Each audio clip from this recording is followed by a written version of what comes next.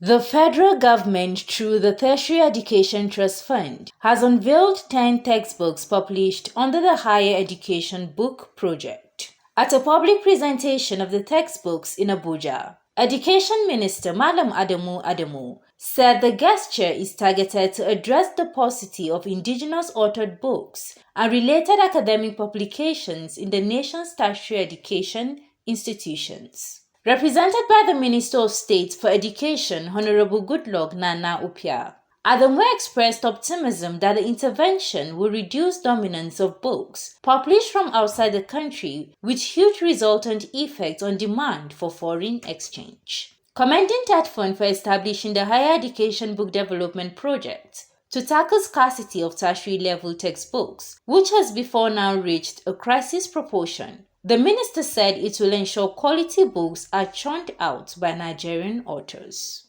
It is my hope that the presentation of this set of books, which will herald subsequent presentations under the Higher Education Book Development Interventions, will attain the desired objective of bridging the gap of indigenous authorship, book publications, as well as enhance efforts toward the achievement of education for change. Also speaking at the event, Executive Secretary of TETFund, Architect Sonny Echonu, who expressed delight over the quality of the 10 books, said additional 30 books sponsored by the fund will be unveiled before the end of the year, even as he assured of the readiness of the agency to sponsor production of 50 textbooks in 2023.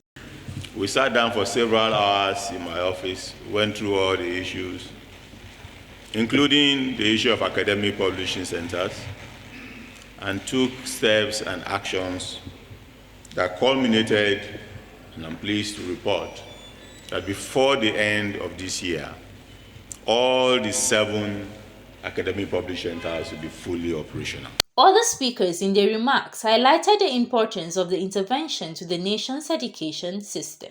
These 10 books that have been launched today is the testament of the fact that TETFund is not only building hostels, it's not only building structures, but it's also helping the academia have educational materials that are Nigerian owned.